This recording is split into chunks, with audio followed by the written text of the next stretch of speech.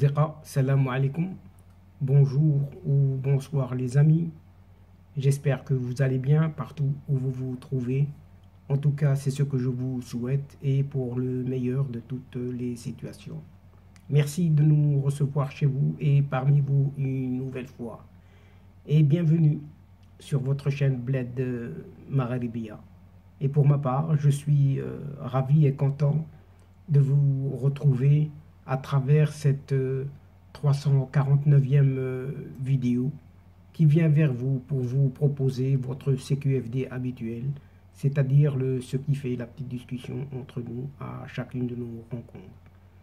Vous le savez très bien maintenant, vous en avez pris cette habitude, votre CQFD, de votre Bled Magharibia se consacre comme toujours et comme à son habitude de cette actualité nord-africaine pour venir vous la résumer très brièvement en quelques mots et quelques petites phrases bien choisies justement en cette actualité.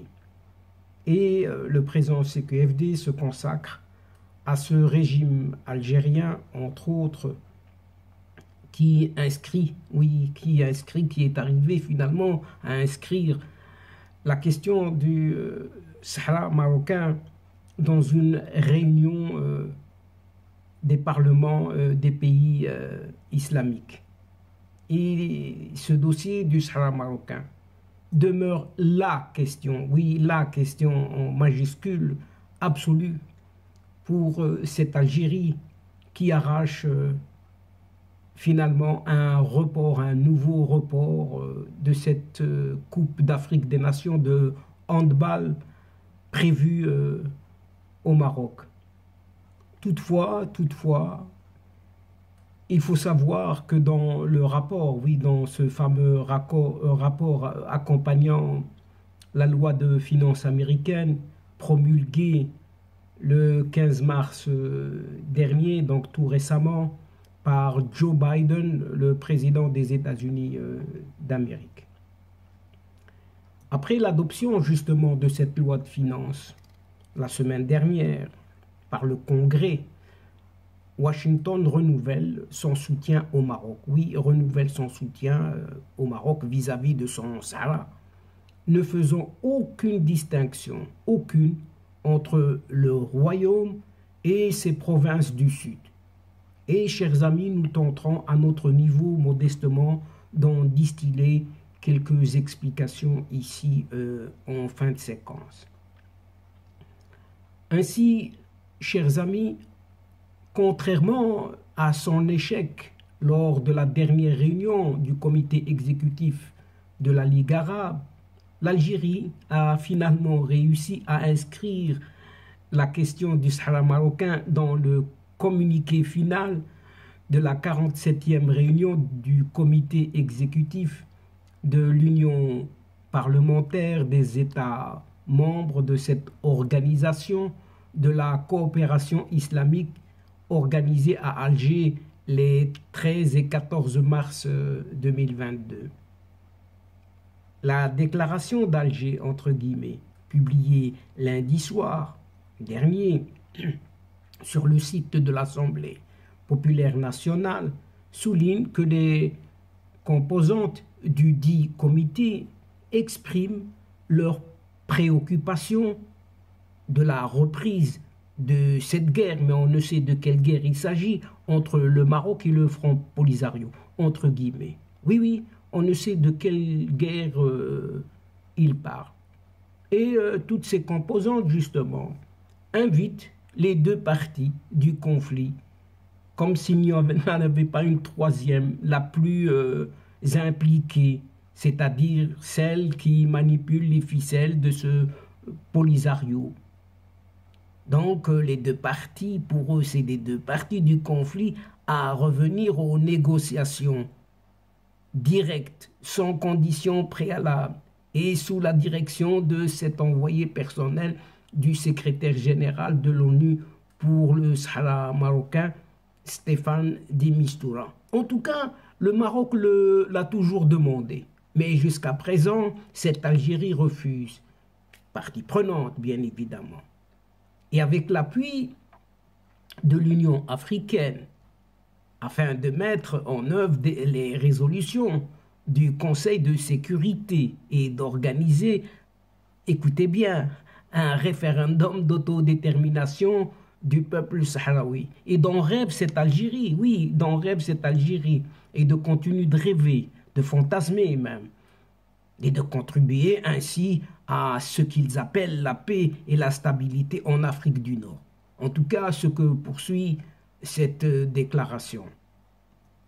La même déclaration condamne aussi toute forme d'ingérence dans les affaires internes, comme si cette Algérie ne s'ingère pas dans les affaires des voisins, dans l'ingérence interne des États, car étant une violation. Elle vient de découvrir que c'était des violations des règles de droit international et du principe de la souveraineté des États.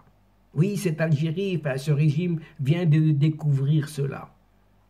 Toujours la même déclaration insiste également sur l'impératif de respecter la souveraineté, la stabilité et l'intégrité territoriale de chaque État membre de l'Union, conformément à la légalité internationale. Mais c'est ce que demande ce Maroc.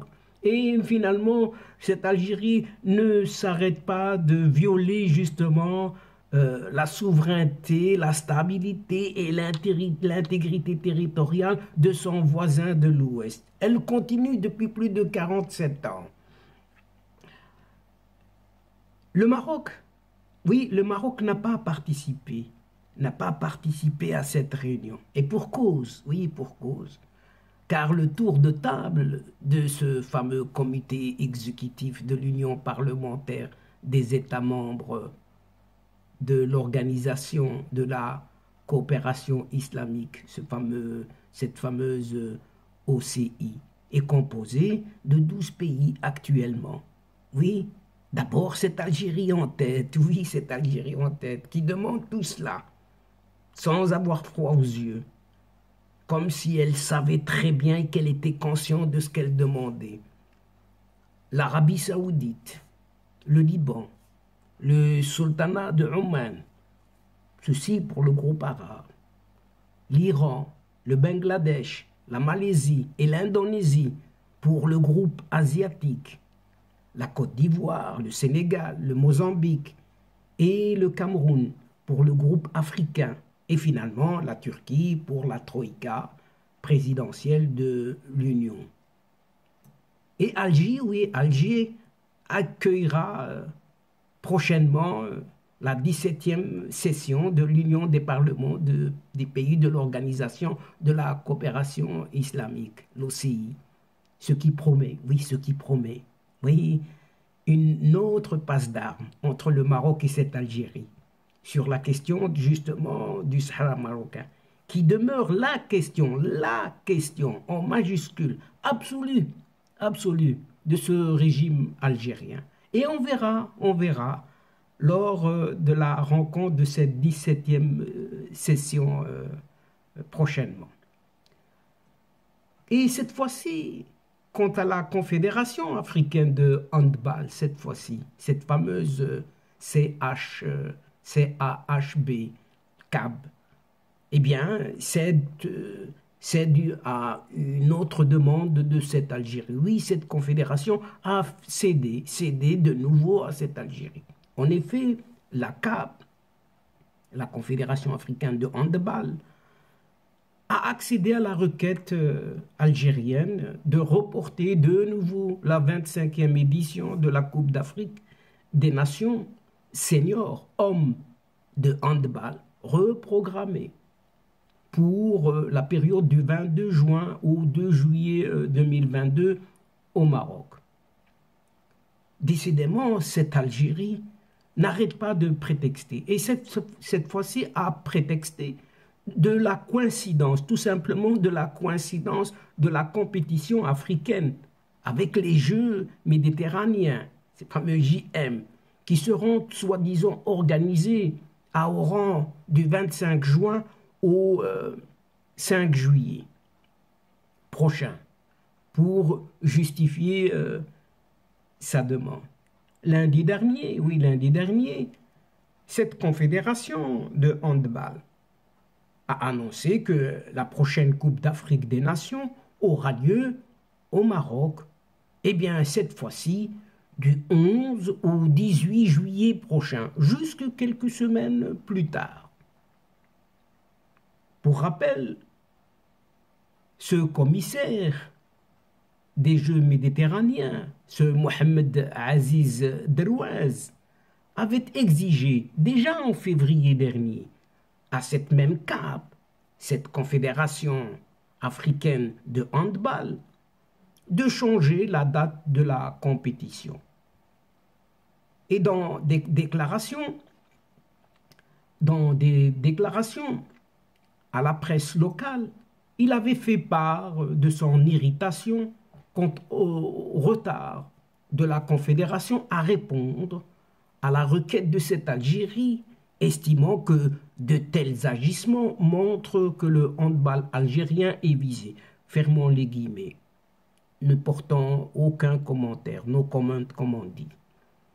La Confédération africaine de handball avait déjà reporté une première fois la 25e édition de la Coupe d'Afrique des Nations, initialement prévue du 13 au 23 janvier 2022, qui devait avoir lieu à Guelmim et à Laayoune.